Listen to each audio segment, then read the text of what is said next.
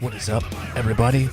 It's your boy, John Beatty, back with another episode of the BREWtally Speaking Podcast with a co-host, Daniel Terry, up in this motherfucker. Yeah, I'm not ready for that, man. You've got to warn me before doing a thing. Well, as you can tell from this cold intro, I was trying my best to sound like the episode's guest, which is Coyle. If you are familiar with him from his time in God Forbid, you may know of him from his band Bad Wolves, who are pretty much taking over the entire world. And he has a really great podcast that is a shining example of what I aspire to be, but will never be for a multitude of reasons. The X-Man podcast, Coyle returns. We did this conversation a couple of months ago now when Bad Wolves was in town supporting Papa Roach before the newest record, N.A.T.I.O.N, had come out. Actually, there was a single out at that point, so a lot has happened in the Bad Wolves camp, but that was my little homage to Coyle and how he always starts the X-Man podcast. I didn't tell Dan I was going to do that, so he was completely caught off guard. Just a little bit, although I think it's weird you saying, yeah, he does a podcast, he's in Bad Wolves. I'm like, don't you mean Coyle from God Forbid? Yeah, I think that's kind of the interesting thing about Coyle's podcast, and very much like this, I think, it started off under the pretenses of being, the X-Men, and it's about ex-members of bands, and I think has kind of evolved into just Doc having interesting conversations with people that he knows, and in some instances, doesn't know, like with John from Baroness, and it's always kind of intimidating because Doc gets to get a lot of the same people we do. And I know that, like, at the time of us doing this chat, I was like, you just dropped your John from Baroness episode, and I'm sitting on mine, and I listened to yours, and I was like, God damn it, foiled by Coyle again. I still need to make that like a hashtag officially, but spoiled by Coyle, that's awesome. Foiled by Coyle. Oh, my bad. You could be spoiled too. Yeah, I guess. I'd be spoiled if I had his email list. Yeah, probably. But I mean, the dude's just super nice, gracious with his time. Anytime he's on someone's podcast, I always feel like it's kind of like a masterclass in being a guest on someone's podcast as a band person, because with him doing this and being on the other side of it, I think it allows him to kind of be more understanding of what makes a good guest. Totally. He has an understanding of what we're looking for when we talk, and doesn't fall into that band guy thing where it's like, yeah, we're going to do that. Yeah, it's in the press release. Yeah, there's probably going to be a tour. I don't know. Well, I love too, and I mean, the kind of hard thing is like the first time we had him on, I really was still in that mindset of like I want to have these guests on and do a thing, and talk about a thing that they're not necessarily known for, and at that point, it was just like, his love of sports and basketball mainly, and, with NBA season just kind of right around the corner at the time of when we were talking. And, we kind of hit on some interesting topics, but I was definitely nervous to talk to him because I felt like I needed to bring my A++ game to him. And, through the power editing, I think it made it sound a little bit better than I felt like it was. But this was one where, now we're over a year in. We've talked to a lot of different people, and I had more confidence in what this podcast is and what this show is and what I'm able to bring to a chat with someone like Doc, who not only does his own podcast, but gets interviewed so fucking much. I mean, at this point, I think we've interviewed, I guess we've only interviewed two-fifths? 2 guitar players, bass player, there's 3, Tommy, and then the drummer. So yeah, 2/5 of Bad Wolves. Yeah. But I think, that's kind of the thing about that band that's interesting is everyone personality-wise is just so different. Yeah. Yeah, it's interesting just to get the different perspectives. I thought it was kind of neat in the chat too, where, you were asking about that, and he was very upfront about like how the songwriting actually goes down in the band. I'm saying it like it's a negative because he's like, yeah, I don't really have a lot of direct influence on it. And again, it's just one of those things where it was a kind of a more classy answer instead of just like either A, making something up that wasn't true, or B, we don't really see that with bands like at that level, but or basically just being like, yeah, I don't know, and just moving on, Well, what's kind of interesting, speaking to that, is, the fact that, like, I've heard him on his podcast very recently after the new record Nation has come out, and someone was like, he's like, I know it's an acronym, but I don't know what the fuck it is. Like, that wasn't necessarily the title I picked or whatever, and no one has told me what the acronym means, if it even means anything. Like, I don't know. And so I think it is kind of interesting that in some aspects, even though he's a part of the band, there are things that he doesn't let bother him, seemingly. Because he understands that it's not that big of a deal. It's not that big of a deal to not have picked the title of the record, and then if it's an acronym, like, not even know what it means. Like, if anything, it makes it more fun. So, like he said, like, when someone asks me, I'd be like, I don't know, what do you think it means? And then get, like, weird, interesting information from somebody else as to what they think it could mean. And I kind of like that he just is very open and sincere about shit like that. I mean, even to the fact when I was like, yo, I thought it was weird that you guys posted, like, oh, what's the next cover you want to hear us do? And he goes, dude, straight up, we did not do that. Like, we were, like, adamant about not doing a cover, and then someone from the label side posted that on our socials, and it's like, oh.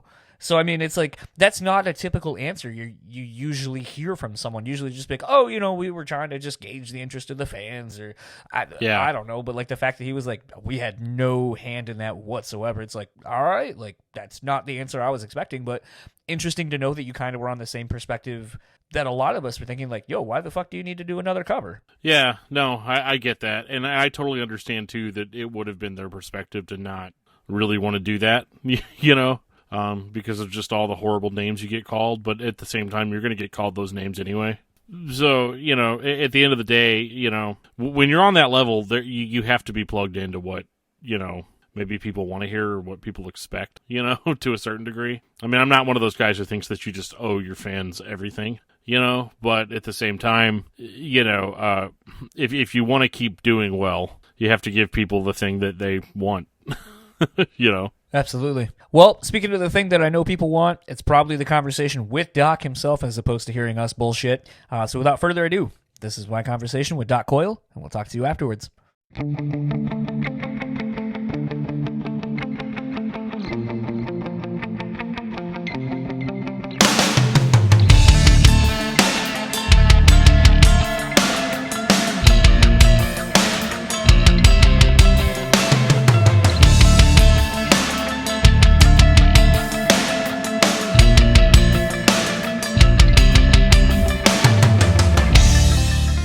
So I have the pleasure this early afternoon at this point, I guess, sitting next to Doc Coyle, the X-Man himself, here in Grand Rapids, Michigan. You guys are getting ready to play with Papa Roach? Asking Alexandria. That we are.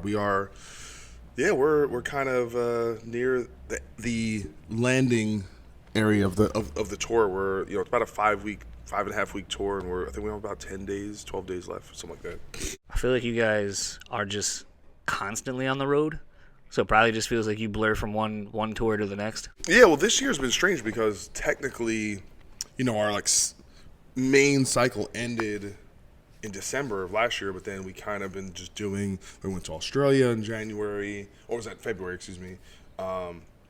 Then we did, we keep doing these little runs. We did, about a week with, Breaking Benjamin, and then we did this little 10-day run of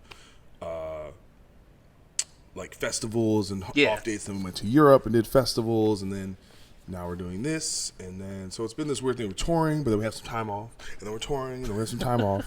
That kind of happens again. This tour ends 1st of September, and then we have about 2 months off from tour, and then we go out with Five Finger Death Punch again. A lot's been made, I think, in regards to Bad Wolves after Disobey came out of what is this next record going to sound like, because it's really the first, correct me if I'm wrong, the first where all of you are actually writing it together, not it's kind of already a pre-made band and then pieces are kind of coming together. So with that, you guys have just kind of dropped the new single, I'll Be Here, or I'll Be There, sorry. I'm thinking of Jackson 5. That's what I thought of too. I was like, oh, that's what you're going to call it? Yeah, you probably shouldn't do that. Well, that was the joke I was making even on Twitter, it's like, you guys had put out that poll, do you guys want to, what cover would you like to hear us do? So actually, we didn't do that. Our social media guy at the label did that, and we were like, what the hell, man? We don't want to do no cover. I didn't want to do a cover. So, okay. And I love doing covers. I felt strategically it didn't make a lot of sense to, the truth is, obviously Zombie was this massive kind of global success, but I think it was incumbent upon the band to really make its name on this next record with original material. And then once you kind of have that pass, and then that stigma doesn't hang over you, because I think what people want to do is they want to undermine your accomplishments and say, well, you only did that because blank. Yeah. You're already hitting on like everything I've written down. So kind of ignoring the fact that the band's subsequent 2 singles went number 1. Yeah. And if you come see the band live, we do pretty well before Zombie. So for me, it's more like a strategic thing of saying, let's do the unexpected. Right. I think the thing for me was, I thought it was really weird that was a post you were doing, because I know obviously Zoltan as your manager and a lot of ties to Five Finger beyond that, even with just the constant touring you've done with them. But they're a band that seemingly kind of has perfected that, like every new album cycle, we're dropping a new cover. I mean, they got the but Blue they on didn't Black. do it on the first. Here's the thing: is people think like even though Bad Company was kind of a breakout for them, they already had success at radio with with The Bleeding, with Never Enough, and then Hard to See off the second record. So it was a thing that kind of took them to the next level, and they realized it was a thing they could do. And listen, I'm totally open to doing covers in the future. I love doing covers. I think it's fun. We talk about it all the time. I just thought for this record. Yes, absolutely. Here's the thing, and it's not like I'm running shit. Like if I said there's no covers, they're gonna listen to me. If someone, Tommy ended up actually doing a piano, like kind of just vocal and piano version of a Lana Del Rey song. Okay. I think that's just gonna be like a B-side or something. But almost, I don't even consider that almost the same thing. I feel like that's almost a little deep cut kind of thing. But I like I said, I love doing covers. It's just a matter of doing it at the right time and the right kind of thing. So I don't know. I just think I felt the same way when I saw that poll. I was like, really? Like, it would seem like this is the record to really stand on your own 2 feet and not have it not be something that any detractors can take away from you. Like, if you have success on this second record, which is a make or break record for you, for any band really, that at this point it's like, why do that when there's already so many people who are doubting the legitimacy of your band due to what Zombie ended up doing? Which, I mean, it's been said countless time in countless interviews, you guys didn't script any of that to happen. It just happened the way it did, and you had to deal with it as it happened. Well, listen, I think there's a kind of fine line between the people out there who will criticize you kind of in the on the internet, or kind of commenters and shit posters and things like that, between the actual commerce of what it is to be in the music business. And the truth is, there's not a lot of through line there. That most of the bands that get the most shit talked about them are the most successful bands. Absolutely. So it really doesn't have, but for me, it wasn't really about that. Like, oh, I need to make these people on the internet happy. It was more like for my sensibilities, and I think a lot of those things are, I think if we really leaned on that, it could be viewed as being a very cynical, contrived move. And what I worry about is not necessarily what those people, internet people, are like elitist. It's more like our peers, and within the other sections of the music industry, who may think, oh, that's that band, they're just kind of cheesy. They're kind of, it's like, because the truth is, I want to tour with the Slipknots and the Korns and Volbeats and these kind of and a lot of those bands, they kind of don't care if you got the number 1 song on the radio. They kind of just want to tour bands they like. Yeah.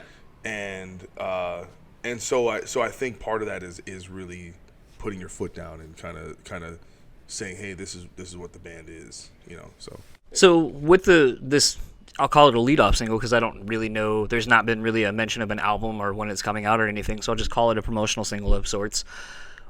What made you pick this out of any of the other songs maybe that you have to be kind of the, hey, this is the new thing we're getting ready to launch?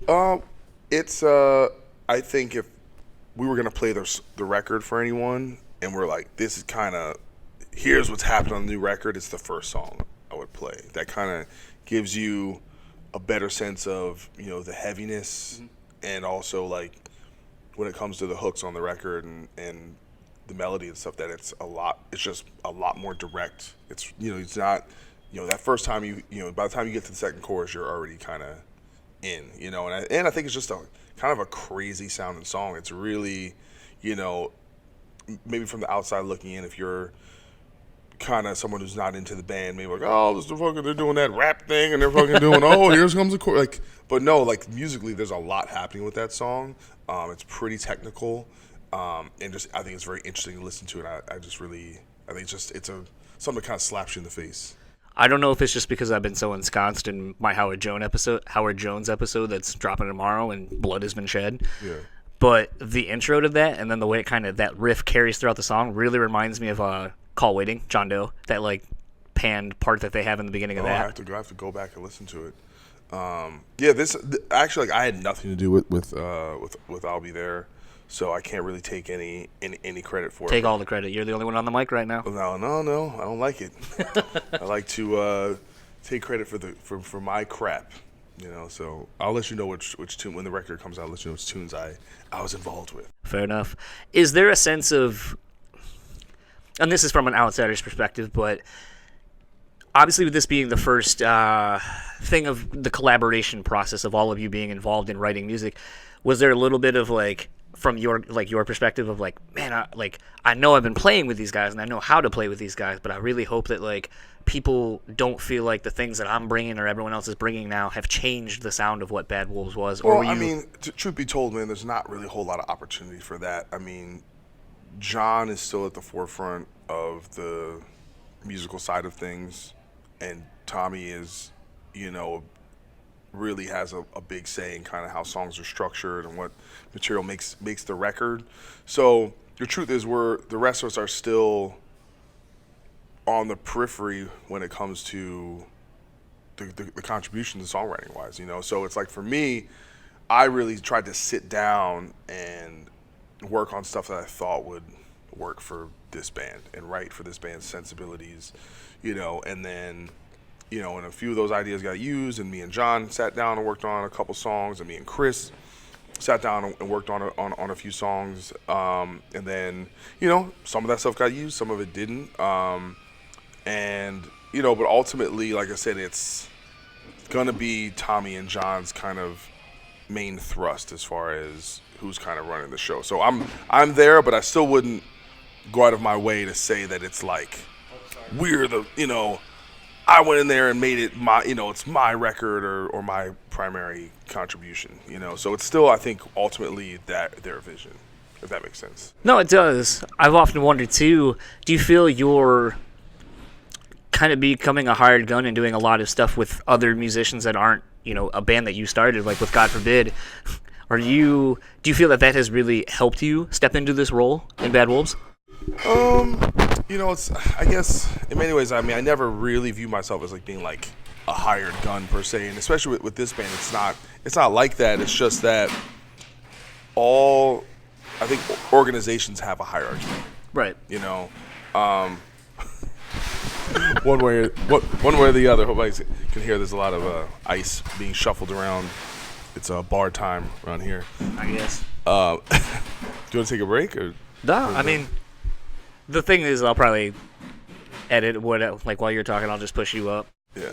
I mean, this is real life. Some people are like, it's funny. Some people are like, I love this. I love being like, I feel like I'm there, and I'm like, I fucking hate it. No, I think it depends on what it is. But anyway, no, listen, I think it's been a weird journey because with God Forbid, I was kind of, you know, I evolved to be kind of the central songwriter, but not out of like, I need to be the guy. Right. It was almost just, it kind of just happened that way. And like, you go to our last record, Equilibrium, where I probably only wrote about half the stuff, you know, did like probably less guitar solos than the new guitar player. So I've never been a guy who's like, I have to do this. So it made it pretty easy for me to just jam with other people or play with other bands and take more of a back seat, you know, because a lot of times it's, I don't know, it's about a vibe. And if you can't really tap into a vibe or being, you know, me, like in some ways I was intimidated to write for Bad Wolves because I felt like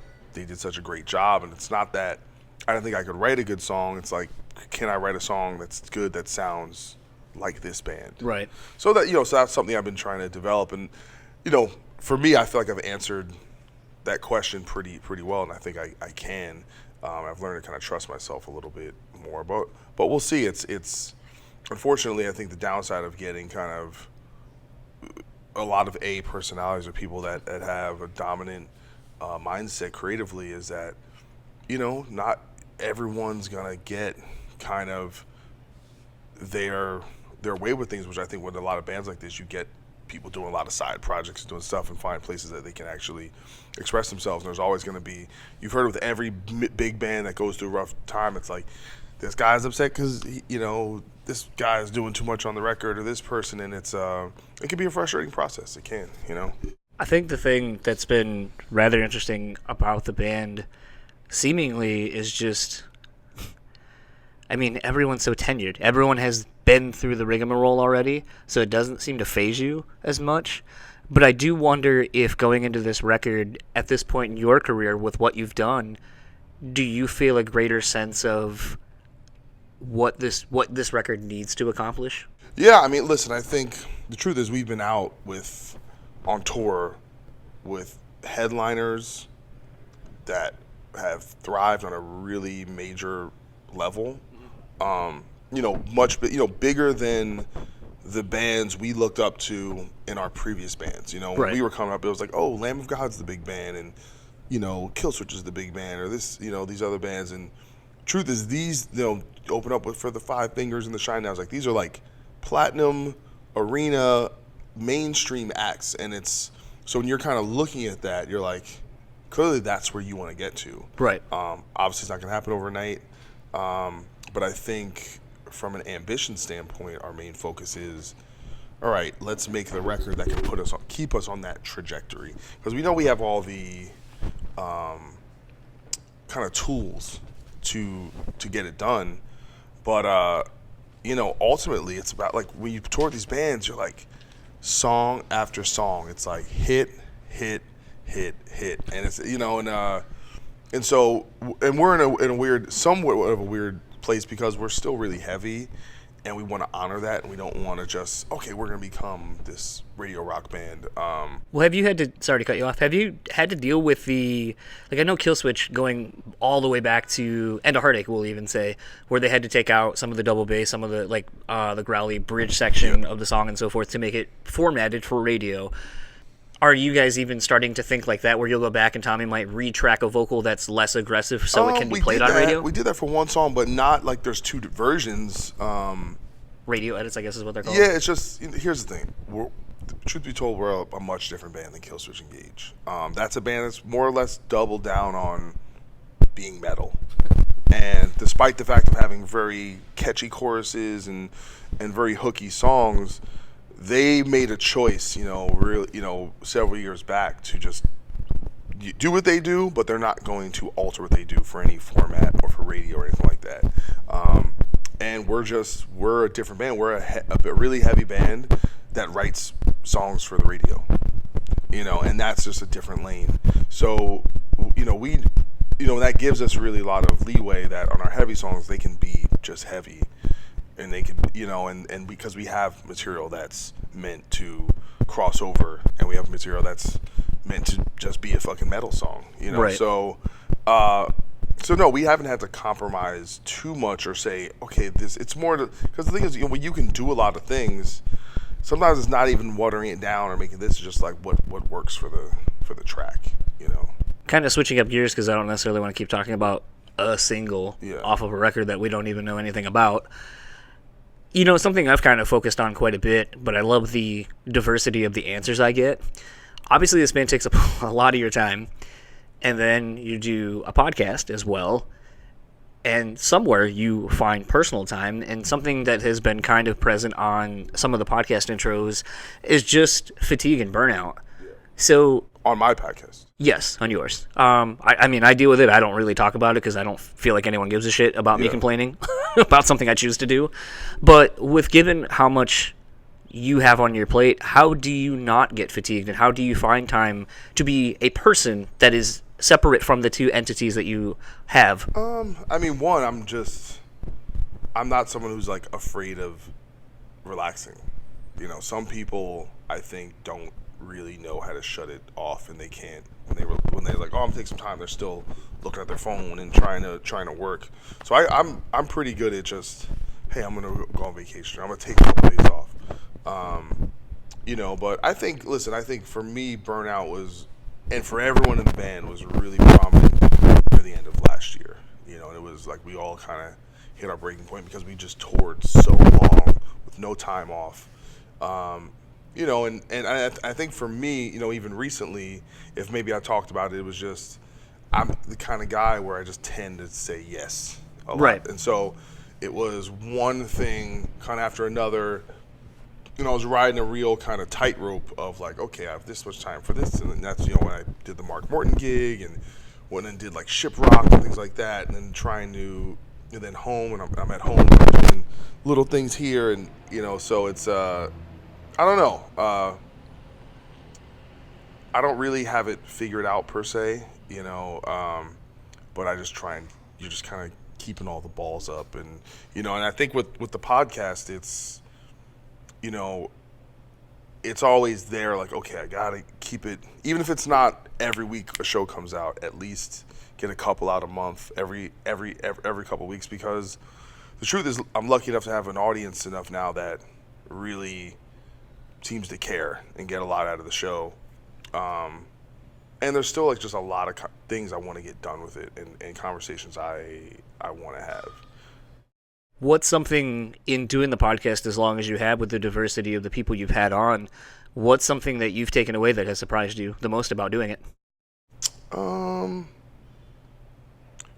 I guess maybe that the evolution of it, it's the thing that's kind of cool now is I think people have kind of come to expect the unexpected, so I can do weird things, and just how creative I can be with it, and that there's, main thing I have to remember is that there are no rules, and the more I lean into that, I think the more feedback I get. And unfortunately, the hard part for me is when I'm on the road, I realized I'm not the best at multitasking. Like when I'm on tour, the show really is the main thing. Like there's some guys I think that can just like, they can be on tour, they can just kind of not even worry about the show, do whatever they're working on all day, and then they like, warm up for 10 minutes, go on stage, play, and then immediately go back to doing something else. Whereas me, it's like the kind of mental and emotional energy that I really want to put in on the stage kind of dominates a good portion of my day, and it takes away from other things. And so I don't feel like I'm as good at podcasting when I'm on tour. I feel like I'm not quite as focused in on it. And obviously it's harder to book guests, and you're busy like that. And I'm I want to get back to writing. It's something I haven't done in a while, but it's constantly on like the back of my mind, and I just don't have time because the amount of focus it takes to really do it and do it well, it's just difficult to do. It's just kind of interesting because I feel like while I don't have a job that's like yours, I definitely, in this last year, 6 months, I'll say, consistently try to make myself as available as I can for opportunities when they present themselves, while also manifesting. Like today, I reached out to get Head on the podcast because I was like, okay, like this has almost happened like so many times. And then something stupid happens, like, oh, he just has no self-service where he's at. And then I saw he's around in the Midwest. He's doing something for the documentary. And I was like, hey, can we do this? I know it's been almost a fucking year at this point, but, like, can we get this set up? Yeah, how does next week work? Yeah. Thursday or Friday? Can you be up late at night? Yeah. Like, presumably after they're done with their set. For that, sure. I'll move whatever around to make that work. Do you do yours in person, or you do something on Skype? I do as much. I'd like to do as many in person as I can because I feel like there's a little bit more of a connect and a little bit more of an ebb and flow in the conversation. I'm sure you get that since I think 99% of yours are all in person. No, I mean, not as many as I would like. For the majority, if I really do them on Skype if it's the only way. Yeah. But I mean, this is a thing where I found, like, it's funny. I was talking to Eddie from Rock and Roll Beer Guy podcast earlier today, and we were talking just about, like, he was like, oh, it's cool that you landed Doc. Like, I've been trying to get him for a little while, but just haven't been able to get it situated. And I was like, I did one over Skype, and I was kind of nervous because, like, I had been listening to so much of your podcast, and I, and probably a lot of people who are into this medium, really admire like the time that you get with a lot of people. The time that you get with a lot of people, because it's not normal. A lot of times it's like, hey, here's your 15, 20 minutes, and you got to make do with what you can. Well, here's the truth. I only really want people to be on my show if they want to be on the show. Like I've had, I'm not going to name names, but people said, oh, I've already done a lot of press and I don't really want to. Here's the thing. I will literally never ask that person ever again to do my show. If you consider this press, if you consider this work, don't fucking do my show. Right. And it's about hanging out and talking and getting to know each other and talking about people's stories and connecting.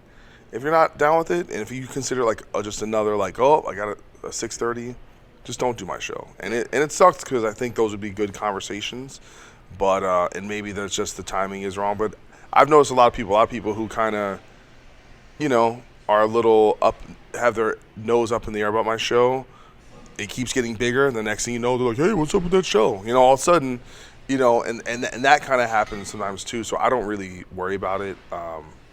Here's the thing. There's plenty of podcasts out there. There's plenty of people out there. And for me, I'm way more interested in kind of turning over those stones that haven't been touched. I think that's the thing that I really admire about what your show does. But also, you and I seemingly will drop an episode or have the same guests pretty close to one another. You dropped your John from Baroness. I was literally going to talk to him the next day. Yeah, but a lot of that too, you got to remember, is their press junket and so forth. Yeah. So that's what they're doing, which, more often than not, I try to avoid. But for certain people where I probably wouldn't have a better opportunity to speak with them, I'll kind of take those as they come. And I'm such a huge fan of him and the band. I was just like, hell yeah, let's make it happen. But I think I ended up talking to Chris Dudley, and I was like, I'm kind of glad that you put yours out first, because there's a few things I was definitely going to go into, and I was like, nope, Doc already hit it, and hit it better than I would have because of the relationship that you two have from touring together. And I think that's, at least from my perspective, a nice service that your podcast provides. Is sometimes it's like you might think that you have something that no one has touched on, and then you put out something and you're like, okay, now is there a different perspective that maybe I can get on that you guys didn't touch on? But usually you're pretty, like you said, pretty good at uncovering a lot of stones that people aren't hitting in normal interviews. Yeah, the same thing. Or conversations. When I had Rob Flynn from Machine Head on my show, he was doing a lot of shows, and so I literally talked about stuff that no one was talking about. Almost all I did was talk about was the old days. Yeah. Burn My Eyes, and More Things Change and stuff. So it was and everyone was previous to that was talking about probably politics and all the stuff that he was kind of in the news at the time. So in certain examples I'll try and zig when I zag, but like I said, I'm all on that same kind of thing as you were. If I feel like everyone's talking to certain people, I'm like, I probably don't want to talk to that person, even if there's someone I'd probably like to talk to. Yeah. Kind of been wrapping up NBA season. We're close to 2K dropping, which is usually the beginning of the NBA. The trades and all that stuff are done. We're officially kind of in summer camp mode and all that kind of stuff. After this tremendous offseason, how do you feel the landscape of the NBA is looking right now? We have the best. We're gonna have the best season. I don't say ever, but it might be the best one ever. I mean, because it's wide open. No one knows what's gonna happen. I think we have favorites, but every team that we think is really good, has guys that could get hurt. There's just a lot of new scenarios, things that are really unpredictable, and I can't wait. I think most fans are like that, where it's season ended and we went right into draft, right into free agency, and we were all our heads were spinning for 2 straight weeks, and then now it's quiet again, even though they're doing FIBA World Cup stuff. Where we're all okay, when is the season start yet? What is it? Is it October yet? What's going on? We're all kind of scrambling for to kind of get that hit off it. But I'm very excited, and I'm a Knicks fan, so there's a lot of things to maybe not be excited about. Well, but I think you actually made a really good statement about being a Knicks fan. And it's something I've actually been trying to parallel into expectations just in general. Because you were talking about, the media put the expectations that if the Knicks don't hit or do these things, it's a failure. Yeah. And it's like, no, we still have cap space, we still have young talent, we still have something positive that we should be looking forward to. But because we didn't land these two people, it's this whole season's already a failure. Like that's Well, there's a lot about the sports mentality that is spurned by the media that I think is really toxic, and a lot of it is this idea that if you're losing, that it's a failure, right? And here's the truth: these are zero-sum situations, right? So someone has to lose the games, right. So mathematically, let's say every team is doing all the right things, and they're doing their best, and they have the great scouting, and they're preparing, and they hire the right people. Still, someone is going to lose like 60 games or 50 games. So there's this idea that that just because you're losing, you're a failure, and B, that you are somehow entitled to like eventually have blank or have some success, or it's just a really odd mentality around it. And I look, I was like, the Knicks are not that good, but it's fine. We're not owed anything. They've kind of done a bad job. So when you do a bad job, you kind of should have not ideal things happen after that. Right. Know? So you can't, in many ways, I think if the Knicks would have gotten Durant and Kyrie Irving, would have rewarded the bad. Yeah, behavior. it would have been like, is there any reasonable reason why you should be the worst team in the league and all of a sudden get two of the best players? It just doesn't really work that way normally, and that was a big kind of get out of jail free card that they perhaps didn't deserve, and maybe it's probably a better idea for them to build a better culture, to build a place that people actually want to come to first, and just see what happens. I mean, the truth is just, I love basketball. So if the Knicks are kind of not that good, that's okay. I got 29 other teams I can watch. Yeah. Doesn't mean I'm not a Knicks fan, but it's just like I'm just not taking it to that level. Trust me, when I found out these dudes are going to the Nets, I'm telling you, if they would have signed anywhere else, I wouldn't have felt this way. But the fact that they went to the Nets, it hurt. I'm not gonna lie, because that's just like your girlfriend breaking up with you, marrying your best friend. It's a little rough. So even though I have friends that are Nets fans, and but here's the thing: there's nothing guaranteed for them either. I mean, Durant's health and Kyrie with chemistry issues, but more power to him, man. I hope they have a lot of success. Last question: what is your top 2 movies that you've seen so far this year? Top 2 movies I've seen this year. Endgame. How many times did you see it? 3 times. I'm technically like halfway through my 4th time because I downloaded it. Oh, that's right. It just came out on iTunes. Yeah. Yeah, saw it 3 times in the theater, and it's the best. Have you seen the additional? Was it 15 or 19 minutes they put in? No, I've seen a couple extra scenes, but I don't. I wonder if that's in the iTunes thing. It might be on there, but I'm waiting to buy like whatever box set that's going to come around. I want to buy. Cause I figured it'll probably be cheaper to buy a box set than to buy everything individually. Probably. So that's my plan, but they haven't announced officially what that's going to be. And as far as the number 2 movie, I literally have to go through everything. Off the top of my head, I want to say Midsummer. Heard a lot about it. I haven't seen it yet. It's fucking crazy. Yeah, but it's brilliantly shot. I mean, some of the best cinematography and just pure filmmaking, and it's really, the movie fucks you up. But the same guy who did Hereditary. All right. But it's a pretty horrific, crazy movie. I just finally caught Sorry for Bothering You. Yeah, that's really That movie's fucked up. Yeah, that movie's just fun and crazy and really unique, and I love it. I didn't totally love the ending, like the ending. I feel like they kind of ran out of ideas at the end, but I love that actor. I'm forgetting his name off the top of my head, but he's amazing. He's on Atlanta and stuff. David Cross as the white voices killed me every time. It was David Cross? That was his voice, David Cross. I did not know that. Yeah, I forget the other dude. I forget Danny Glover's white voice. But that was funny. I was trying to figure out the white voices of who they were. Yeah, I had no idea. That's good. I literally have to go through it because really it's been, I think this year too has been a lot about television. and probably the best television show. I was maybe the most interesting and most probably unique thing I've seen this year is Euphoria, which is on HBO. Okay.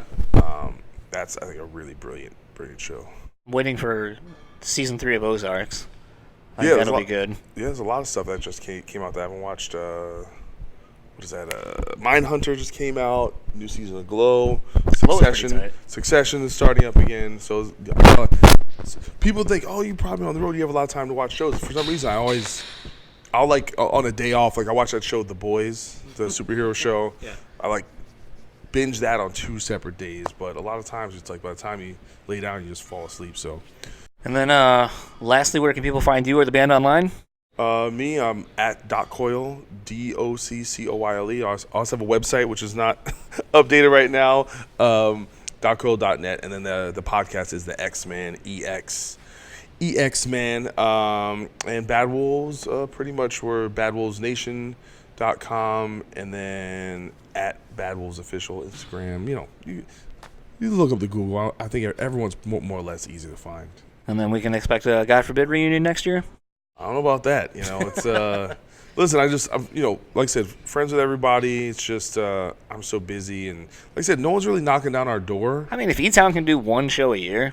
Yeah, but here's the thing: E-Town was probably about 3 to 4 times bigger than we were in our home area. I'm sure we could do like 1 reunion show and maybe sell it out. But I don't know. It's like I've so low confidence really about how many people actually give a shit, to be honest. Are you surprised that people want it as bad as they say they do? No, I just don't know how. It's hard to gauge, if people really care that much. That makes sense. And I'm not saying those people don't, but it just might be those people. You know what I'm saying? I don't know if you see a few comments online, that means there's hundreds or thousands of people that also feel that way who just aren't there. It may be true. I'm just, and I don't even know if that's even a good enough reason to do anything. It would really have to come from a place of, hey, man, this would sound fun or this would be cool. And when the truth be told, no matter what, it would be a lot of work just getting things together, rehearsing, booking, gear, everything. It's a lot, but, you never know. We'll have to kind of see what the future holds, but I love all those guys. I love the music, and I'm proud of our legacy, and and I'm happy people still kind of care, because I do think we did something really cool. Well, thank you for taking the time to do this, and looking forward to the show tonight. Thank you so much, brother. So that was my conversation with Doc Coyle. Much to Toomey's chagrin as he hears this, I'm going to apologize for Doc's microphone kind of cutting out there at the end. I don't know what it was. Haven't really had that issue since. But sometimes some people, which I'm not going to blame Doc for this, but sometimes when people, have the microphone and they got the cable in their hands and they're very expressive and talk with their hands, I don't care what kind of microphone cables you got, you're going to get the cable noise. So I don't know if any of that was leading to anything cutting out, because everything on my end showed that because I'm watching all of the volume levels and shit, and everything looked fine, and then I heard it back and I was like, that sucks. But so apologies for that, but also fuck you, because I did everything I could, and some shit just happens. Yeah, absolutely. I didn't think it was too distracting. I would have told you, because I'm always a jerk about that. I'm like, what was going on with that interview, John? Did you mean to only send me 13 seconds of it? And that's actually how I sound through text. So, But no, I want to thank Doc once again for taking the time to do this. Always appreciated. Just definitely someone, like I said, who is a peer in the podcasting realm. I definitely think brings a lot to the music-based interviews of the podcast. And actually, something that's been really inspiring is he's been reaching out to outside people from just music and getting people from YouTube. And one of my favorite ones, and someone I'd actually like to get on, and I bet you would love to do a discography discussion with him, Ant Money from E-Town Concrete. Oh yeah, dude, in a heartbeat. His appearances on Josh's podcast and Doc Coyle's podcast were fucking great. And I think very much like something that I take away from it is like I very much like, you know, hip hop and R&B and a lot of things outside of rock and metal. I always feel kind of like I'm putting myself on when I go on to discography discussion, because typically whenever you guys are like, what's the album of the week? And I'm like, you know, I've been really listening to a lot of like Little Peep or Ghostman or something like that. And it's always Lil Peep. it's always like shit that isn't metal. And you guys are like, oh, I'm listening to Celibate Carnage. And I'm like, yeah, I was listening to the Carter's record that just came out. So, well, John, that doesn't sound anything like After the Burial. yeah. But it's one of those things. Speaking of After the Burial, did you see their old drummer got caught with like half ton of weed? Was that After the Burial? I thought that was a different band. I think he was in After the Burial. He used to be in After the Burial. He was not. He was in currently. Walls of Jericho. Yeah, but I think he was also in After the Burial. Oh, yeah. I should probably know that because, spoilers, they're working on an episode. Yeah, okay. Yeah, yeah, that's true. Oh, my goodness. That's hilarious. Yeah, he was arrested with over 630 pounds of marijuana. Oh, I'm sorry. It wasn't After the Burial. It was Bury Your Dead. My bad. Bury Your Dead. Okay, yeah, I didn't think it was the same, but you were that right on the still Walls of Jericho. sucks. Yeah, sure does. Yeah, like, I mean, yikes. Yeah. Just yikes. At the same time, though, like, you know, everybody's making fun of this. And yeah, I mean, obviously, like, what he did was excessively illegal. But this is also one of those things where, you know, people that get caught with this kind of stuff, are they really bad guys, or are they just, are they more like revolutionaries that are trying to change the law? I don't know. You know what I mean? Like, it's hard to, like, obviously, like, it's such a ridiculous headline. Yeah. You know, Walls of Jericho drummer arrested with over 630 pounds of marijuana. Like, yeah, maybe you guys should have bought more Walls of Jericho records. But So, actually, kind of speaking to that, I mean, I'm not going to say he's a revolutionary for trying to sneak, you know, half a ton of pot across, you know, city and state lines. But, you know, I am kind of reminded of this, I don't know if it was a documentary, just like a 2020 that was on like a long time ago or something, but it was about these moms who basically, I think they had autistic kids, and they lived in a state or a city that basically weed was obviously illegal. And so this mother, I think it was weed, but it might have been like pills, but I'm pretty sure it was weed. And basically she went to another country, like she went to Canada or something like that, and bought this product to bring back to not only for her child, but for all these other mothers. And it was one of those things where it's like, you do kind of start breaking down like, okay, is what this person doing illegal? Yes, you're bringing something, a banned substance from one country to another to sell it and or distribute it to other people. So yes, that is usually a felony in some way, shape, or form, and is highly legal. However, when you look at the reasoning behind what you're doing, it's to make your child's lives better because they are born with this condition. And at that point, then it's like, okay, that's pretty shitty, and what parent wouldn't risk, you know, their lives and risk potential jail time and stuff like that just so their child is able to be okay. And I'm not saying that that's what the dude from Walls of Jericho is doing with 600 pounds of weed, but who's to say that maybe between himself or wherever he was going that, you know, some of this isn't going to go to be used for medicinal stuff. I mean, we're kind of piggybacking off of last episode with Ivan Moody and all that kind of stuff. But, I mean, I'm just going to, like, everyone assumes the worst, and I'm assuming the worst too. I assume he was going to sell all of that to people at a premium, and he was just basically the runner or someone in a bigger chain. Well, John, okay, in his defense, he has no idea how all of that pot got in his truck. No idea. He went, you know how it is. You're driving across the state line, and you're like, oh man, speeding on top of that. I gotta poop like so bad. So you stop at like a gas station and you go in there, and it is just a catastrophe in that bathroom. Like, you can't go back to that place for 2 years after what you did in there. But you were there so long that bad guys came out and they threw 630 pounds of marijuana in the back of your vehicle, and you're just driving. For some reason, you don't smell it, and you're driving, and you're like, man, I gotta poop again. So you start driving a little bit faster You don't know you're doing anything wrong. Officer pulls you over. You're like, look, man, this situation's going to get really bad. You need to let me go. And the cop says, well, let's just look in the back of your truck. And you're like, go ahead, do it. And that's when you find out that a bunch of bad guys dropped 630 pounds of marijuana in the back of your truck. Dude, happens to me all the time. And we've all been in that situation, right? I mean, I would just chalk it all up to digestion issues, really. And he could have ate them. He could have ate all that weed. He could have. He might have been better off. But yeah, so I don't know. That was one of the more ridiculous headlines of the week, where I was just like, oh, okay, like that's a thing we're doing. Eventually, I'm going to have to say something about this.